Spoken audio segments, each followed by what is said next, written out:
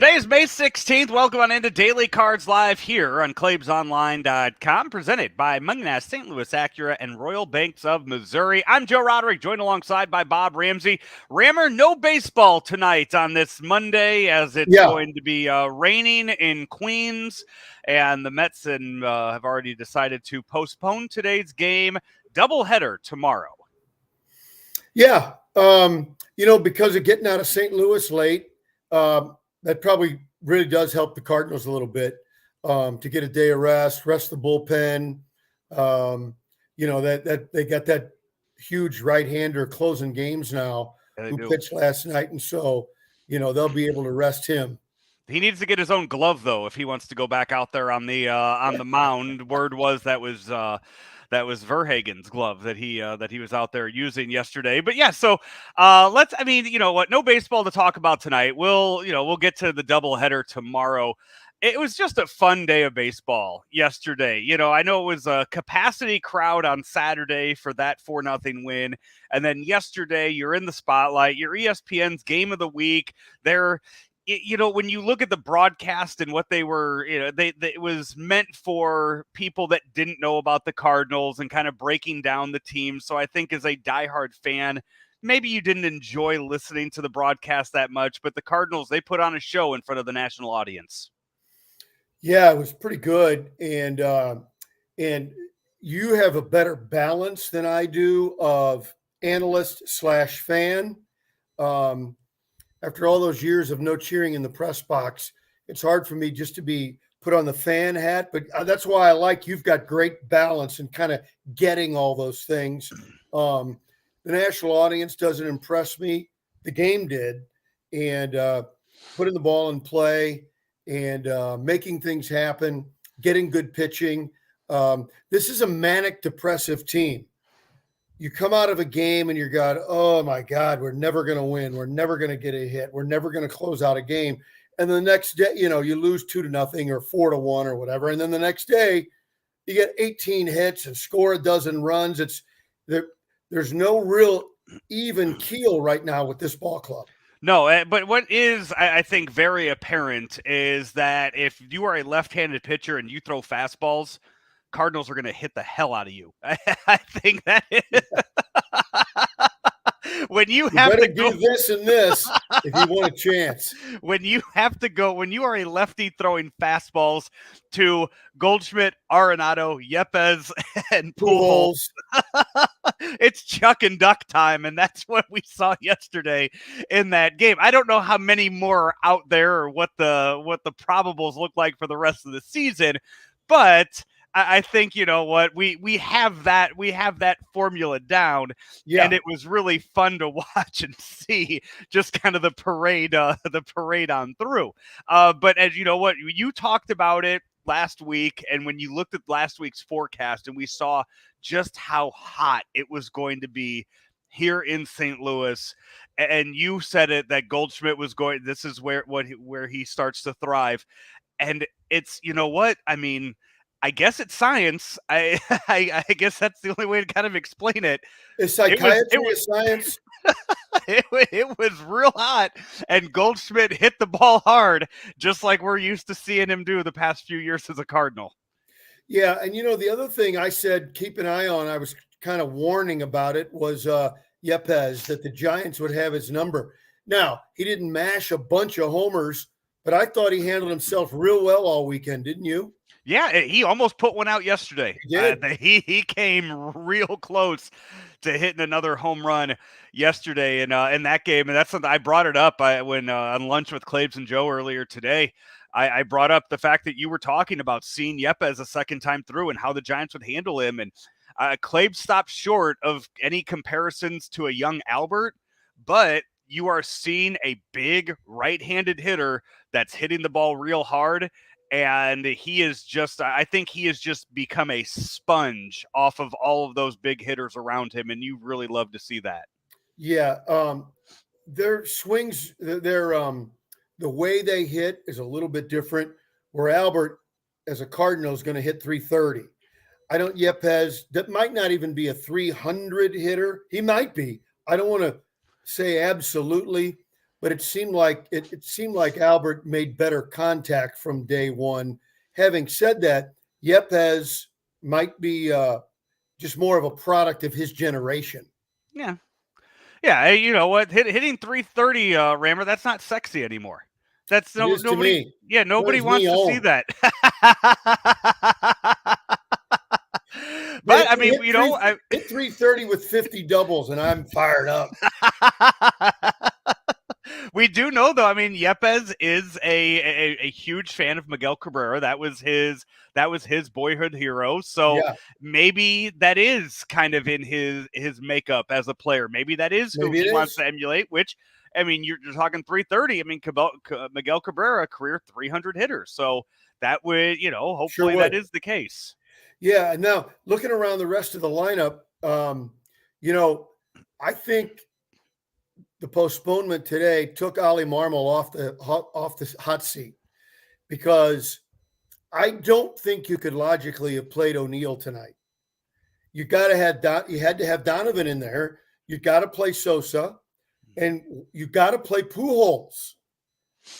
Now, if you say, well, we might give our lefty a look instead of Albert. Albert's swinging the bat too good right now, and so now in the doubleheader, you can play O'Neill in one of those games and not hurt any feelings. I just think that we're late May now. We're not still, oh, it's just April. We're at a point, the Cardinals only 4 games over 500. Better start playing guys who are producing. I'm not saying you bury a guy who was my favorite guy last year and was the best player on the team last year in O'Neill, but you don't sacrifice current production. Well, we want to try and get him going. I don't think we can do that right now. You do, you know, Bader's not hitting the cover off the ball either. No. So you can easily have those two guys working back and forth. And Carlson, you know, hasn't earned 7 starts a week. He hasn't. So that does give you leeway to where you're not really forcing O'Neill to have at bats in the game. There is an argument to be made to continue to give him those chances. We have not talked about last night. I know we mentioned it. We joked about it. But Albert Pujols on the mound last night. Well, first of all, in the big picture, I know there are a lot of cranks out there, and I don't even know your opinion. You may be against it as well, as I went a little hockey on you. Both managers went to position players. The game was over. Red Auerbach's lighting the cigar. It's over, but the rules say you got to play 9. If the umps would have looked at it, you guys done? Both managers said, yeah, we're done. We've seen enough. But the rules say you got to play 9. To use an actual pitcher for either team there, quite frankly, is bad managing.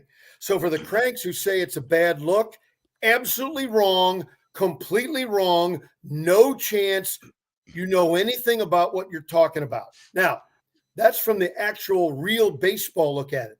Then on the entertainment side, the game's over. Everybody's laughing. Let's get through this. I'm gonna rip Albert.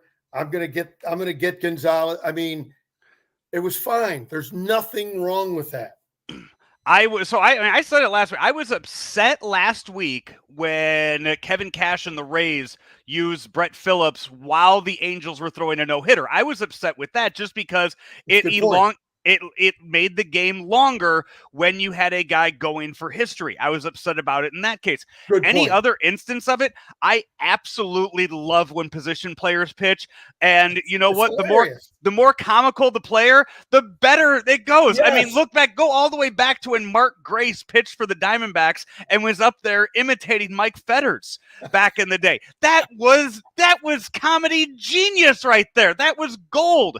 Or you know what I want? I want to see, because now what this sets up, this is the wrestling storyline guy in me, Rammer. Here we go. This is what it is. So after the game last night, Yachty had comments about it. Yachty was saying that, hey, you know what? He got the pitch. I should get it's my last season too. He gave up 2 home runs. Okay, now all I have to do is go out there and hit 1 home run. Because now, anytime there's a blowout one way or another, Yadi's going to be that, the kid on the bench. That kid on the bench that's like, Coach, Hey, can I do this? Hey, Coach, can I Hey, do this? Coach, let me do this. Coach, let me do this. Yadi is going to be that player for the rest of the season whenever the opportunity presents itself. And what I want to see, I don't want one thing I was upset with last night was Pujols just tossing it up there. I want to see Yadi on the mound throwing bullets like he's throwing down to second. That's what I want to see too. Like, I want to see a pitcher going out there because we're getting too much of the little floaters out there from the position players. They always talk about the range between your changeup and your breaking ball and your fastball. Well, Albert had it. I think he went from 68 to 47. And what's great about it too is just the little nuance. Like, you saw Albert, he had to take off all the wristbands and everything that he wears when he goes out there. And then you find out that it's not even his glove that he's going out there and pitching with because he doesn't have a glove to go out there and pitch with. But really I cannot imagine how upset Yadi was that he wasn't behind the plate to catch it last night. Yeah, it was, again, a fun moment. And for the cranks out there, you can't on one hand say the game's not entertaining, and then on the other hand, in a blowout where it was the appropriate move, both managers did what they had to do, and everybody was smiling at the end of the game. It doesn't compute. Am I saying you want to do something silly every game? No. Again, all predicated by that game was over, and both managers admitted it. What does so if Yadi has to campaign to pitch this year, does Wainwright campaign for one more at bat in his career? Yes. Is that what Definitely. Wainwright has to? Yeah. At some point, yeah, he gets one more at bat, and that's the thing. This team, they right now they are at third in the wild card spot, which means they would be making the playoffs. I think they're a game and a half up on the Rockies right now, and I know it's way too early to be looking at standings, but just giving you an idea of where teams are right now. This is a team that's having a lot of fun, and with the veterans that are having all the fun, I think it's a team that knows when to turn it on, when to be serious, and will know when they need to put it into a mode where, okay, let's take these games seriously and let's win some to get us back into a playoff position. Well, and you look at it, you've already mentioned it, but by name, Pujols, Molina, Goldschmidt, and Arenado are terrific veterans, and they're here to win a World Series. That's why they signed in St. Louis.